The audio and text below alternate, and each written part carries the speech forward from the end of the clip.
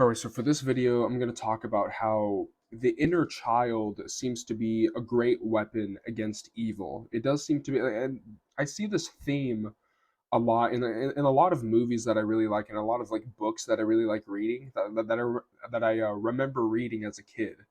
The theme of like the inner child versus like the Saturn sort of demiurge, that does seem to be something that spiritually resonates with me, and it does seem to be that like the demiurge loves to put on its serious hat.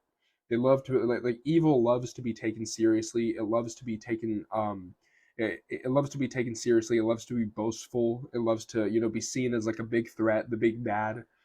And I think like there is a reason why like the evil in this world seems to be obsessed with children. It seems to be obsessed with snuffing out the spark of the inner child as soon as possible. It's obsessed with corrupting the innocence of a child. It's obsessed with traumatizing children as soon as possible, right? Like with all like the private islands and like all of like the the adrenochrome harvesting rituals. There does seem to be a thing about like the way the evil in this world operates. It seems to be very very anti-child, very anti like the idealism, the expanded sense of awareness, the expanded like the powerful imagination, the idealism, the expanded sense of possibility of a child. It does seem to be something that is a great threat to the system, and you see a lot of like people who are narcissistic. They hate it whenever they see like the inner child inside of people glowing. They hate to see like whenever people have that sort of glow and they have that sort of that life, that spark inside of them.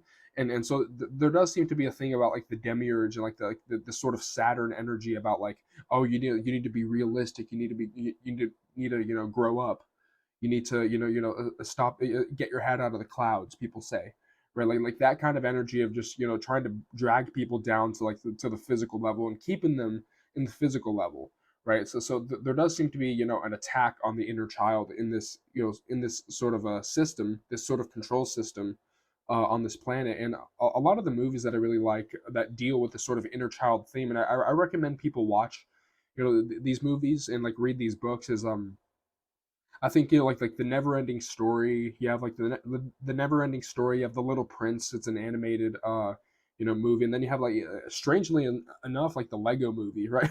Which I mean like that sounds like super retarded to say, but it's not. It's yet again it's like the power of the childlike imagination versus like following the instructions and being like all like, oh, like things have to be this way, and trying to super glue all the Legos together to be a control freak, right? And there's also like black cube of Saturn symbolism in the Lego movie, like in the final sort of scene in the movie, like the whole, there's like all of like the robots that want to like super glue all the Legos together. They're all in the shape of like black cubes. So yet again, it's like the Saturn energy versus the inner child imagination. That does seem to be a very powerful theme. And a couple of books that I remember reading as a kid were like A Wrinkle in Time and The Giver are also really good ones. But that does seem to be a theme that really speaks to me, is like this idea that like the battle between good versus evil on this planet does seem to center around like the childlike spirituality, the inner child, the imagination, the idealism, the expanded sense of possibility. It seems to be like that versus the quote unquote grown up sort of demiurge being locked inside of a box, kind of like, oh, you have to grow up. That's not possible. That's not that's not rational. That's not reasonable, right? You can't do this. You can't do that. You have to, oh, like that's just the way things are, and like and just accepting things for what they are instead of trying to change them. That does seem to be sort of the ultimate battle, and it reminds me and specifically like the never-ending story depicts this sort of battle between like the inner child versus like they call it the nothing in the never-ending story. It's like you have like the world of fantasy, right? You have like Fantasia, which is like it's like the realm of like humankind's imagination filled with like fantasy creatures and stuff like that. And then you have like the quote unquote nothing, which is like corrupting the land of Fantasia. And there's this like really like excellent monologue from this black dog villain that happens in the film, and he talks about how like the nothing is because people have begun to lose their hopes and forget their dreams, and so the nothing grows stronger, is what he says, right? And so that really, I'm getting chills even just talking about it, because that does seem to be a real like a thing that rings true is that like that does seem to be like the ultimate battle, is like the battle between like that inner child energy versus like the grown up sort of nihilism pessimism, which I think that I've been like, because of the fact that I talk about like the, the prison planet a lot. I do, it's hard not to be pessimistic with all the evil that exists in the world. But I think like the whole like nihilism, being constantly pessimistic and defeat is like being a like defeatist, like defeatism is like that is like does seem to be like a spiritual warfare thing, like the whole black pill demoralization thing. That does seem to be like a form of spiritual warfare that people have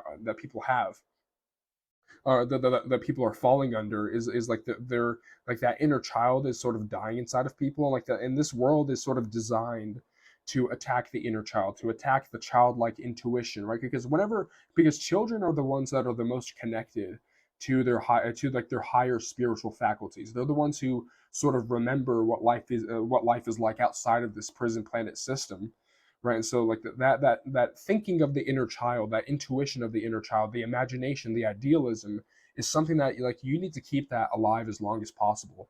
And it is a weapon against evil, because yet again it's almost like like it's almost like this demiurge, or like this sort of evil that runs the world, that loves to put on a serious hat.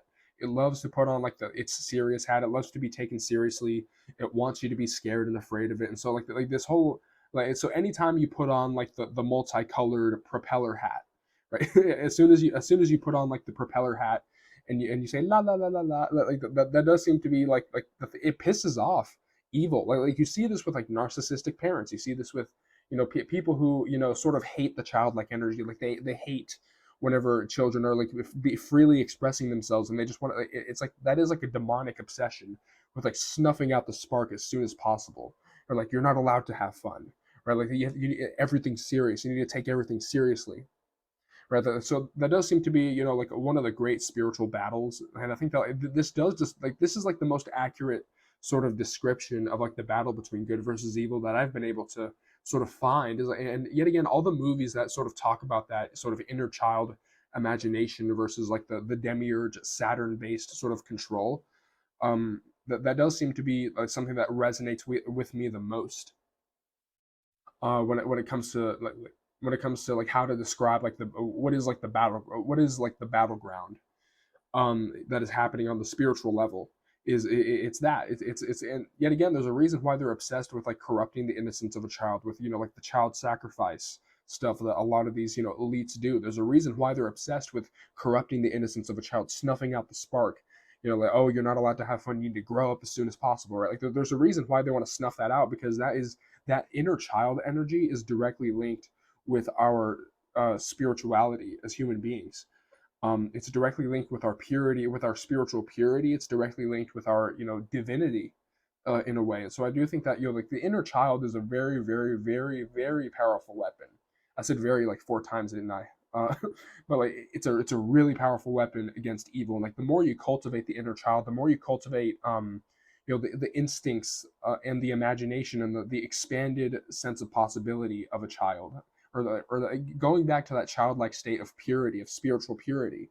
The more you do that, like the more of a fighting chance you have against this demiurge, because the demiurge wants you to be afraid. They want the demiurge wants you to be scared, and to take everything seriously, and to pay attention to the demiurge's serious hat, right? But and I noticed like that this is one of the ways to like combat fear is with laughter, with sort of like laughter. It's almost like a like if you have like the Bugs Bunny lobe inside of the brain, like whenever a lizard person tries to scare you, whenever an evil person tries to scare you, it's time to pull out the comically large anvil.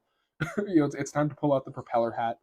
It's time to pull out the it's time to place a mouse trap that slaps them to their big toe and makes them scream like Tom and Jerry, right?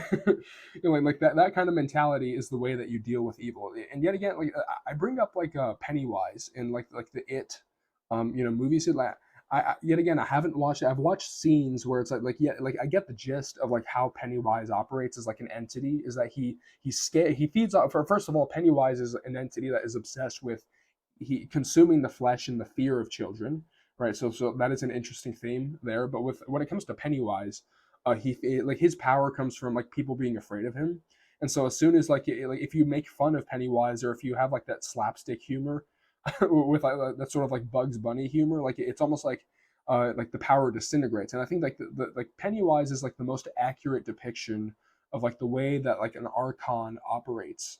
Right? Yet again, the obsession with children, feeding off of the fear of children, consuming the flesh of children, like that is very accurate to like what these demonic entities are, and what they're like, and where their power comes from is our fear of them. So I think like the more sort of, and I'm still learning how to do this. I'm still learning how to have this mentality, right? I think that we're all conditioned to be afraid of everything. We're all conditioned to have fear and superstition, fear, doubt, and disbelief, as Morpheus would say, right? Like we're all conditioned with that. But I think that like the more you adopt that sort of propeller hat mentality, I think that's a really good name for it. Name for it is like the propeller hat mentality.